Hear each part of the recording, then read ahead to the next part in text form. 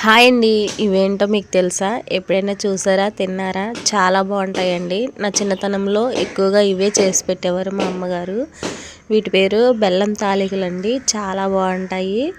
అయితే అరిసెలు వండాక పిండి అయితే మిగిలిందండి. పిండి మిగిలింది కదా అనేసి మా అమ్మగారు అయితే బెల్లం తాలికలు చేశారు. చాలా బాగుంటాయండి. వరిపిండితో చేయడం వల్ల వీటి టేస్ట్ చాలా రుచిగా ఉంటుంది. ముందుగా అయితే బెల్లాన్ని చితక్కొట్టుకుని పిండి మీరు తీసుకునే క్వాంటిటీని బట్టి బెల్లం ఎక్కువ తక్కువ వేసుకోండి. నేనైతే పావు కేజీ ముక్క తీసుకుని ఇలా చితకొడుతున్నాను. ఇలా చితకొట్టిన బెల్లాన్ని ఒక గిన్నె తీసుకుని ఆ గిన్నెలో వేసుకుని లీటరు లేదా లీటర్న్నర నీళ్లు పోసుకోండి. మనం పాలు ఏం పోయమండి, ఓన్లీ నీటితోనే ఉడికించుకోవాలి ఇవి. నేనైతే లీటర్ నీళ్ళు తీసుకుంటున్నానండి. నీళ్ళు ఇలా పోసుకుని బెల్లాన్ని కరిగించుకోవాలి. ఈ బెల్లం కరిగేలోపు మనం తాలికలను అయితే తయారు చేసుకుందాము. ముందుగా మిక్సింగ్ బౌల్లో పిండి వేసుకుని తడి బియ్యం పిండి అండి, అలాగే రుచి కోసం కొంచెం సాల్ట్ వేసుకుని వాటర్ పోసుకుని కలుపుకోవాలి. తాలికలకైతే ముద్దలా కలుపుకోవాలండి. చూసారు కదా, ఇలా కలుపుకున్న పిండిని ఇప్పుడు తాలికలు చేసుకుందాము. ఇది తడి బియ్యం పిండి కాబట్టి నానవసరం లేదండి, వెంటనే తాలికలు చేసేసుకోవచ్చు. అదే పొడి బియ్యం పిండితో చేసుకుంటే కనుక ఒక పావు గంట సేపు పక్కన పెట్టుకుని అప్పుడు తాలికలు చేసుకోండి.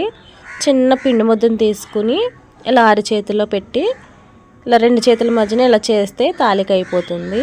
చూసారు కదా, తాలికలు అయితే ఇలా చేసుకోవాలి. ఇలా అన్నీ చేసుకుని మనం వాయిల వారీగా వేసుకోవాలండి. కరిగించుకున్న బెల్లం వాటర్ అయితే ఇలా మరుగుతుంది కదండి. ఇలా మరుగుతున్నప్పుడు ఏం చేయాలంటే మనం చేసుకున్న ఈ తాలికలు అయితే బెల్లం వాటర్లో వేసుకోవాలి.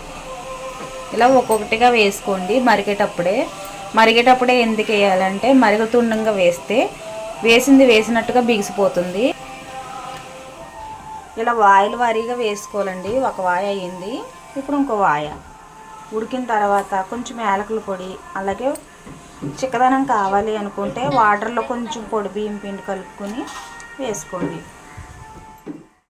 బెల్లం తాలికలు అయితే రెడీ అయిపోయినాయండి. చూడడానికి చాలా బాగున్నాయి కదా. నేనైతే ఇక్కడ వేరే గిన్నె తీసుకున్నానండి. నేను ముందు తీసుకున్న గిన్నె లోతుగా ఉండడం వల్ల వీడియోలో కనిపించట్లేదని వేరే గిన్నెలోకి తీసుకున్నాను. ఇలా బాగా ఉడికించుకున్నాక ఇవి ఉడికినాయి లేదా ఎలా తెలుస్తుందంటే ఒకటి తిని చూస్తే మీకు తెలిసిపోతుంది. ఇలా ఉడికించుకున్నాక యాలకుల పొడి వేసుకుంటే మనకి బెల్లం తాలికలు రెడీ. ఇప్పుడైతే వేడివేడిగా తినేస్తానండి. నాకు బాగా జలుబు చేసిందండి, అలాగే ఫీవర్ కూడా. ఈ వేడివేడిగా బెల్లం తాలికలు తింటే చాలా బాగుంటుంది, మనకి రిలీఫ్గా ఉంటుంది. ఇప్పుడైతే నేను టేస్ట్ చేస్తాను. టేస్ట్ అయితే చెప్పక్కర్లేదండి, చాలా బాగుంటుంది. ఈ వీడియో కనుక మీకు నచ్చినట్లయితే లైక్ చేయండి. Thank you.